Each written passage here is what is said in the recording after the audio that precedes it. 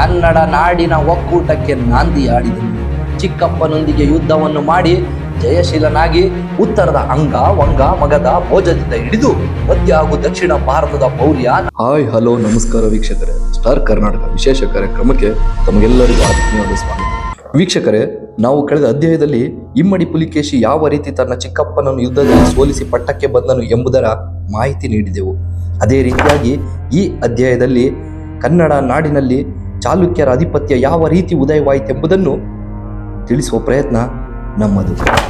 ಕರ್ನಾಟಕವನ್ನು ಹಲವಾರು ರಾಜಮನೆತನಗಳು ಆಳಿವೆ, ಆದರೆ ಅಖಂಡ ಭಾರತವನ್ನು ಆಳಿದ ಏಕೈಕ ಕನ್ನಡಿಗರ ರಾಜಮನೆತನ ಎಂದರೆ ಅದುವೇ ಚಾಲುಕ್ಯ ರಾಜಮನೆತನ.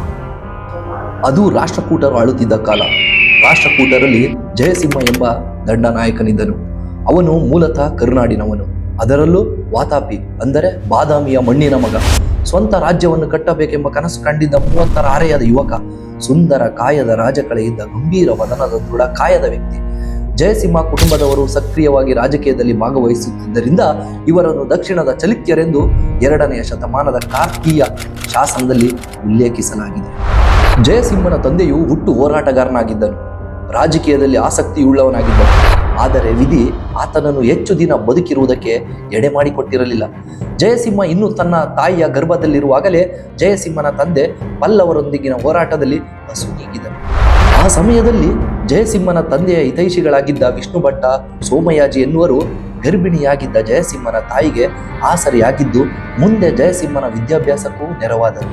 ಇನ್ನು 18-19 ವರ್ಷದವನಾಗಿದ್ದಾಗಲೇ ಜಯಸಿಂಹ ನುರಿತ ಹೋರಾಟಗಾರನಾಗಿದ್ದು ಅತಿ ವಿದ್ಯಾವಂತನೂ ಆಗಿದ್ದನು. ರಾಷ್ಟ್ರಕೂಟರ ದೊರೆಯಾದ ಅಭಿಮನ್ಯುವಿನ ಸೈನ್ಯದಲ್ಲಿ ದಂಡನಾಯಕನಾಗಿ ಸೇವೆ ಸಲ್ಲಿಸುತ್ತಿದ್ದನು.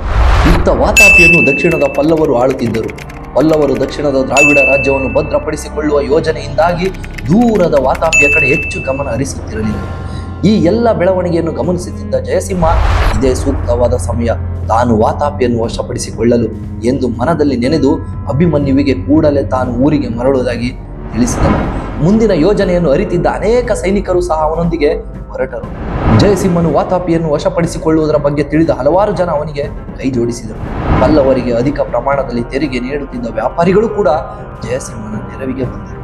ತನ್ನ ವಾತಾಪಿಯ ಕನ್ನಡಿಗರ ಸಹಾಯವನ್ನು ಪಡೆದ ಜಯಸಿಂಹ ಪಲ್ಲವರ ಅಧೀನದಿಂದ ವಾತಾಪಿಯನ್ನು ಬಿಡಿಸುವ ಸಂಚು ಹೂಡಿದನು. ಪಲ್ಲವರು ವಾತಾಪಿಯನ್ನು ಕೇವಲ ದೋಚುವ ಧೋರಣೆಯಷ್ಟೇ ಅನುಸರಿಸುತ್ತಿದ್ದರೆ ಹೊರತು ಅಲ್ಲಿನ ಜನ ಸಮುದಾಯದ ಬಗೆಗೆ ಯಾವ ಕಾಳಜಿಯಾಗಲಿ ಗೌರವವಾಗಲಿ ಅವರಿಗೆ ಇರಲಿಲ್ಲ. ಈ ರೀತಿಯ ನಾನಾ ಅವಮಾನಗಳನ್ನು ಕಂಡು ಬೇಸತ್ತಿದ್ದ ವಾತಾಪಿಯ ಜನರಿಗೆ ಜಯಸಿಂಹ ತಮಗಾಗಿ ಆ ಭಗವಂತ ಕರುಣಿಸಿದ್ದ ವರದಂತೆಯೇ ಕಂಡನು. ಪಲ್ಲವರು ವಾತಾಪಿಯ ಕಾವಲಿಗೆ ಒಂದು ಸಣ್ಣ ಸೈನ್ಯದ ತುಕಡಿಯನ್ನು ಇರಿಸಿ ಆ ಪ್ರಾಂತ್ಯದ ಮೇಲ್ವಿಚಾರಣೆಗಾಗಿ ಓರ್ವ ಅಧಿಕಾರಿಯನ್ನು ನೇಮಿಸಿದ್ದರು. ಆತ ಯಾವಾಗಲೂ ವಾತಾಪಿಯಲ್ಲೇ ಇರುತ್ತಿದ್ದನು.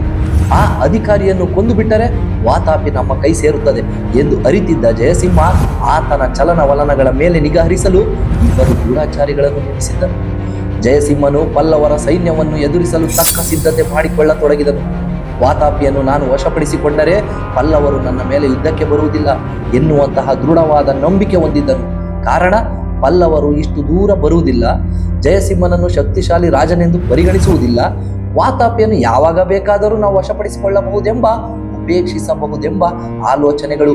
ಈ ಎಲ್ಲ ಕಾರಣಗಳಿಂದ ಜಯಸಿಂಹ ವಾತಾಪಿಯನ್ನು ಪಲ್ಲವರ ಬಂಧನದಿಂದ ಬಿಡುಗಡೆಗೊಳಿಸಲು ಸಜ್ಜಾದ.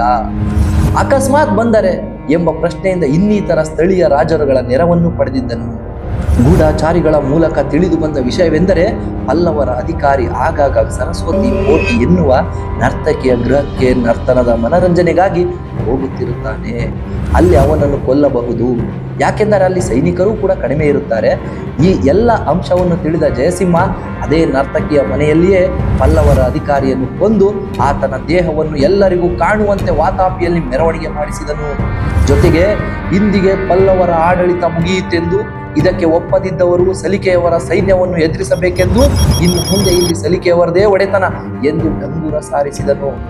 ಆಗ ಪಲ್ಲವರ ಸೈನಿಕರು ಇಲಿಗಳ ಬಿಲ ಹೊಕ್ಕುವಂತೆ ಒಕ್ಕಿಬಿಟ್ಟರು.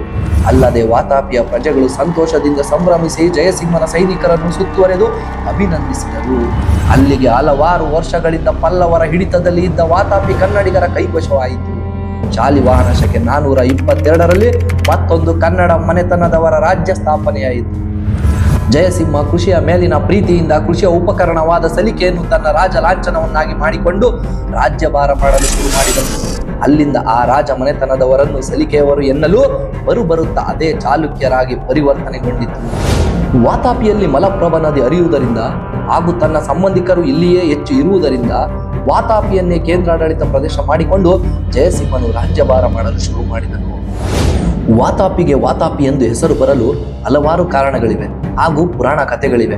ಆ ಕಥೆಗಳಲ್ಲಿ ಒಂದು ಕತೆ, ಅರಣ್ಯ ಪ್ರದೇಶದಲ್ಲಿ ವಾತಾಪಿ ಮತ್ತು ಐವಣ ಎನ್ನುವ ರಾಕ್ಷಸರಿದ್ದರು. ಅವರು ಜನರಿಗೆ ಬಹಳ ತೊಂದರೆ ಕೊಡುತ್ತಿದ್ದರು. ಆ ರಾಕ್ಷಸರನ್ನು ಅಗಸ್ತ್ಯ ಮುನಿಗಳು ಈ ವಾತಾಪಿಯಲ್ಲಿ ಕರೆದು ತಂದು ಕೊಂದಿದ್ದರಿಂದ ಈ ಜಾಗಕ್ಕೆ ವಾತಾಪಿ ಎಂದು ಹೆಸರಿಡಲಾಯಿತು ಎನ್ನುವಂತಹ ಜನಪದ ಕಥೆಗಳು ಇವೆ.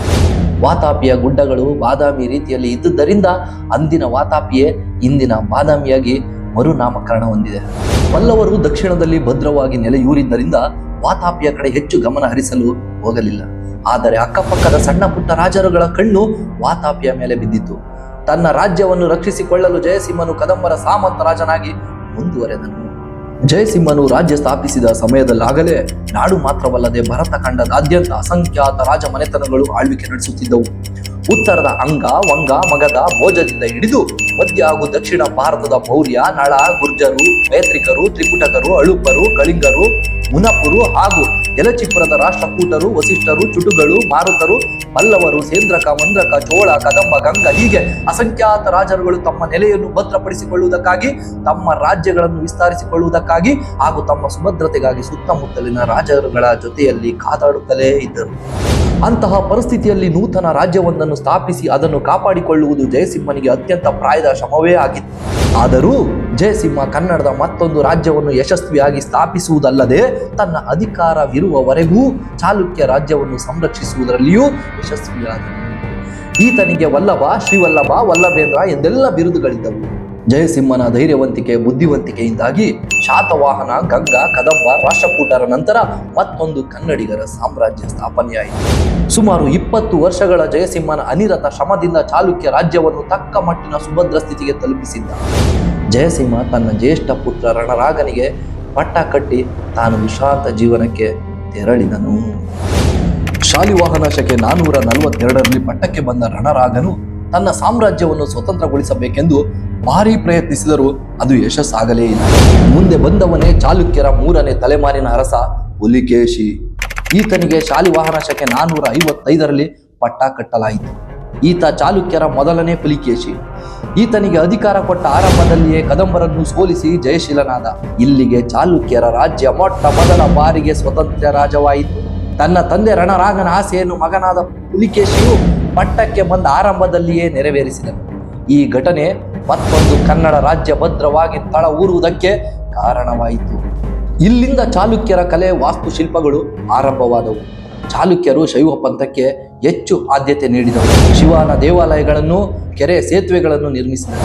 ಮುಂದಿನ ದಿನಮಾನಗಳಲ್ಲಿ ಪುಲಿಕೇಶಿ ಸರ್ವಜನ ಸುಖಿನೋ ಭವಂತು ಎಂಬಂತೆ ಎಲ್ಲ ಜಾತಿ, ಎಲ್ಲ ಧರ್ಮದವರನ್ನು ಒಟ್ಟುಗೂಡಿಸಿ ಸಾಮ್ರಾಜ್ಯ ಆಳುತ್ತಿದ್ದನು. ಪುಲಿಕೇಶಿ ಎಂದರೆ ಭವಿಷ್ಯವನ್ನು ಅರಿತವನು ಎಂದರ್ಥ. ಮುಂದೆ ಪುಲಿಕೇಶಿಯು ಗಂಗಾ, ಕೊಂಕಣ, ಅಳುಪ ರಾಜ್ಯಗಳನ್ನು ಸೋಲಿಸಿ ಚಾಲುಕ್ಯ ರಾಜ್ಯವನ್ನು ಬಹುವಾಗಿ ವಿಸ್ತರಿಸಿ ಬಾದಾಮಿಯನ್ನು ತನ್ನ ರಾಜಧಾನಿಯನ್ನಾಗಿ ಮಾಡಿಕೊಂಡು ಅಲ್ಲಿ ಕೋಟೆ ಕಟ್ಟಲು ಆದೇಶವಿತ್ತನು. ಅವನ ವೀರತ್ವವನ್ನು ಕಂಡ ಪ್ರಜೆಗಳು ಆತನಿಗೆ ಸತ್ಯಾಶಯ, ರಣವಿಕ್ರಮ, ಪೃಥ್ವಿವಲ್ಲಭ, ಹಿರಣ್ಯಗರ್ಭ ಎಂಬ ಬಿರುದುಗಳನ್ನು ನೀಡಿದರು. ಆದರೆ ಪುಲಿಕೇಶಿಯು ಅವುಗಳನ್ನೆಲ್ಲ ಹೊರತುಪಡಿಸಿ ಸತ್ಯಾಶಯ ಎಂಬ ಬಿರುದಿನಿಂದ ಜನಪ್ರಿಯನಾದನು. ಮುಂದೆ ಪುಲಿಕೇಶಿಗೆ 2 ಗಂಡು ಮಕ್ಕಳು ಜನಿಸಿದರು. ಅವರೇ ಕೀರ್ತಿವರ್ಮ ಹಾಗೂ ಮಂಗಳೇಶ. ಅಲ್ಲಿಗಾಗಲೇ ಚಾಲುಕ್ಯರು ಸ್ವತಂತ್ರವಾಗಿ ಅಧಿಕಾರಕ್ಕೆ ಬಂದು ಸುಮಾರು 40 ವರ್ಷಗಳೇ ಕಳೆದಿದ್ದವು. ತಮ್ಮ ರಾಜ್ಯವನ್ನು ವಿಷಯ, ಮಂಡಲ, ನಾಡು, ಕಂಪಣ ಎನ್ನುವ ಘಟಕಗಳನ್ನಾಗಿ ವಿಂಗಡಿಸಿದರು. ಪಣ, ರೂಪಕ, ಗದ್ಯಾಣ ಎನ್ನುವ ನಾಣ್ಯಗಳನ್ನು ಚಲಾವಣೆಗೆ ತಂದಿದ್ದರು. ತನ್ನ ತಾತ ಜಯಸಿಂಹ ಹಾಗೂ ತಂದೆ ರಾಣರಾಗ ಆರಂಭಿಸಿ ಅನಾವರಣಗೊಳಿಸಿದ್ದ ಎಲ್ಲ ಆಡಳಿತ ವ್ಯವಸ್ಥೆಗಳನ್ನು ಅನೇಕ ಬದಲಾವಣೆಗಳೊಂದಿಗೆ ಸುಧಾರಿಸಿದರು. ಬಾದಾಮಿ, ಐಹೊಳೆ, ಪಟ್ಟದಕಲ್ಲಿನಲ್ಲಿ ಶಿಲ್ಪಕಲೆ, ವಾಸ್ತುಶಿಲ್ಪಗಳು ಬಿರುಸಿನಿಂದ ಅಭಿವೃದ್ಧಿ ಹೊಂದಿದವು. ಬದಲಾವಣೆ ಜಗದಲ್ಲಿ ಮತ್ತೆ ಪುಲಿಕೇಶಿಯು ಸಹ ತನ್ನ ಹಿರಿಯ ಮಗ ಕೀರ್ತಿವರ್ಮನಿಗೆ ಶಾಲಿವಾಹನ ಶಕೆ 488ರಲ್ಲಿ ಪಟ್ಟ ಕಟ್ಟಿ ತಾನು ರಾಜಕೀಯದಿಂದ ನಿವೃತ್ತಿ ಹೊಂದಿದನು. ಕೀರ್ತಿವರ್ಮ ಶತ್ರುಗಳ ಪಾಲಿಗೆ ಸಿಂಹ ಸ್ವಪ್ನನಾಗಿದ್ದನು. ಧೈರ್ಯ, ಪರಾಕ್ರಮ, ಸಾಹಸ ಪ್ರವೃತ್ತಿಯಲ್ಲಿ ತಂದೆಯನ್ನೇ ಮೀರಿಸುತ್ತಿದ್ದನು. ನಳ, ಮೌರ್ಯ, ಕದಂಬ ಹಾಗೂ ಇತರ ಸುತ್ತಮುತ್ತಲಿನ ರಾಜರುಗಳ ಪಾಲಿಗಂತೂ ಕತ್ತಿ ಅರಸನಾಗಿದ್ದನು. ಆದ ಕಾರಣ ಈತನನ್ನು ಕಟ್ಟರಸ ಎಂದು ಕರೆಯುತ್ತಿದ್ದರು. ಈತನಿಗೊಬ್ಬ ತಮ್ಮನೂ ಇದ್ದನು. ಆತನೇ ಮಂಗಳೇಶ. ಕೀರ್ತಿವರ್ಮನು ರಾಜ್ಯಭಾರ ಮಾಡುತ್ತಾ ತನ್ನ ರಾಜ್ಯವನ್ನು ವಿಸ್ತರಿಸುತ್ತಾ ಹೋದರೆ ತಮ್ಮನಾದ ಮಂಗಳೇಶನು ಅಣ್ಣನಿಗೆ ಬೆನ್ನೆಲುಬಾಗಿ ನಿಂತನು. ಕೀರ್ತಿವರ್ಮನಿಗೂ ಸಹ ತನ್ನ ತಂದೆ ಪುಲಿಕೇಶಿಯಂತೆ ಪುರಾಣ ಪರಾಕ್ರಮಿ, ಸತ್ಯಾಶ್ರಯ ಹಾಗೂ ಪೃಥ್ವಿ ವಲ್ಲಭ ಎಂಬೆಲ್ಲ ಬಿರುದುಗಳಿದ್ದವು. ಸೇಂದ್ರಕ ವಂಶದ ರಾಜ ಶ್ರೀ ವಲ್ಲಭ ಸೇನಾನಂದನ ಸಹೋದರಿಯನ್ನು ವಿವಾಹವಾಗಿದ್ದರು. ಈ ದಂಪತಿಗಳಿಗೆ 3 ಜನ ಮಕ್ಕಳಿದ್ದರು. ಮೊದಲನೆಯವನು ಎರೆಯ, ಎರಡನೆಯವನು ವಿಷ್ಣುವರ್ಧನ, ಮೂರನೆಯವನು ಬುದ್ಧರಸ. ಕೀರ್ತಿವರ್ಮನ ದಕ್ಷತೆ, ಪರಾಕ್ರಮ, ವರ್ಚಸ್ಸುಗಳು ಚಾಲುಕ್ಯ ರಾಜ್ಯದ ಬಗೆಗೆ ಹೊರಗಿನವರಿಗೂ ಗೌರವ ಮೂಡಿತು. ಆತನನ್ನು ವಾತಾಪಿ ನಗರದ ಪ್ರಥಮ ವಿಧಾತ್ತನೆಂದು ಕರೆಯುತ್ತಿದ್ದರು. ತನ್ನ ತಂದೆ ಸಿದ್ಧಪಡಿಸಿದ್ದ ನೌಕಾಪಡೆಯಿಂದ ರೇವತಿ ದ್ವೀಪ, ಪುರಿ ನಗರಗಳನ್ನು ವಶಪಡಿಸಿಕೊಳ್ಳಲು ಸಾಧ್ಯವಾಯಿತು. ಕೀರ್ತಿವರ್ಮನ ಕಿರಿಯ ಸಹೋದರ ಮಂಗಳೇಶನು ಸಹ ರಾಜ್ಯದ ಆಡಳಿತ, ಯುದ್ಧಗಳಲ್ಲಿ ಸಕ್ರಿಯವಾಗಿ ಭಾಗವಹಿಸುತ್ತಿದ್ದರು. ಈ ಇಬ್ಬರು ಸಹೋದರರು ಒಂದೇ ತಾಯಿಯ ಮಕ್ಕಳಿಲ್ಲದಿದ್ದರೂ ಇವರಿಬ್ಬರಲ್ಲಿ ಬಲವಾದ ಅನ್ಯೂನ್ಯತೆ ಇದ್ದಿತು. ಕೀರ್ತಿವರ್ಮ ಮಂಗಳೇಶನನ್ನು ಎಂದಿಗೂ ಮಲತಮ್ಮನಂತೆ ಭಾವಿಸಿರಲಿಲ್ಲ. ಬದಲಿಗೆ ಮಂಗಳೇಶನನ್ನು ಸ್ವಂತ ಮಗನಂತೆ ಸಲಹುತ್ತಿದ್ದರು. ಕೀರ್ತಿವರ್ಮನ ಇಂತಹ ಉದಾರ ಗುಣದಿಂದಲೇ ಅಣ್ಣನಿಗಾಗಿ ಏನನ್ನು ಬೇಕಾದರೂ ಮಾಡಲು ಸಿದ್ಧನಿದ್ದ. ಹೀಗೆ ಚಾಲುಕ್ಯ ಸಾಮ್ರಾಜ್ಯ ಸುಭೀಕ್ಷತೆಯಿಂದ ಸಾಗುತ್ತಿರುವಾಗಲೇ ಕೀರ್ತಿವರ್ಮನು ಶಾಲಿವಾಹನ ಶಕೆ 519ರಲ್ಲಿ ಅಕಾಲಿಕ ಮರಣವನ್ನು ಅಪ್ಪಿದನು. ಈ ಘಟನೆ ಇಡೀ ನಾಡನ್ನೇ ದಿಗ್ಭ್ರಾಂತಗೊಳಿಸಿತು. ಕೀರ್ತಿವರ್ಮನ ಹಿರಿಯ ಮಗ ಎರೆಯ ಇನ್ನು ಅಪ್ರಾಪ್ತ ಬಾಲಕನಾದ್ದರಿಂದ ರಾಜ್ಯದ ಮಂತ್ರಿಗಳು ಹಾಗೂ ಇತರೆ ಗಣ್ಯರೆಲ್ಲ ಒಂದುಗೂಡಿ ಮಂಗಳೇಶನಿಗೆ ಪಟ್ಟ ಕಟ್ಟಿದರು. ವರ್ಷಗಳು ಉರುಳಿದಂತೆ ದಕ್ಷ ಆಡಳಿತಗಾರನಾದ ಮಂಗಳೇಶನಿಗೆ ಅಧಿಕಾರದ ವ್ಯಾಮೋಹ ಬಲವಾಗಿ ಒತ್ತರಿಸಿ ತನ್ನ ಸಂತಾನಕ್ಕೆ ಮುಂದೆ ಸಿಂಹಾಸನವನ್ನು ದೊರಕಿಸಿಕೊಡಬೇಕೆನ್ನುವ ಕೆಟ್ಟನೆ ಯೋಚನೆಯೆಂದು ಆತನ ತಲೆಯಲ್ಲಿ ಬೇರೂರಿತು. ತನ್ನ ಚಿಕ್ಕಪ್ಪನಿಂದಲೇ ತನಗೆ ಅನ್ಯಾಯವಾಗುತ್ತಿರುವುದನ್ನು ಅರಿತ ಎರೆಯ ಚಿಕ್ಕಪ್ಪನೊಂದಿಗೆ ಯುದ್ಧವನ್ನು ಮಾಡಿ ಜಯಶೀಲನಾಗಿ ಕನ್ನಡ ನಾಡಿನ ಒಕ್ಕೂಟಕ್ಕೆ ನಾಂದಿಯಾಡಿದನು. ಇದಾಗಿತ್ತು ಇವತ್ತಿನ ಕಾರ್ಯಕ್ರಮ ವೀಕ್ಷಕರೇ. ಮುಂದಿನ ಅಧ್ಯಾಯದಲ್ಲಿ ಚಾಲುಕ್ಯರ ಚಕ್ರವರ್ತಿಯ ಸಾಮ್ರಾಜ್ಯದ ಇನ್ನಷ್ಟು ಕಥೆಯನ್ನು ನಿಮ್ಮ ಮುಂದೆ ಬಿತ್ತರಿಸುತ್ತೇವೆ. ಧನ್ಯವಾದ.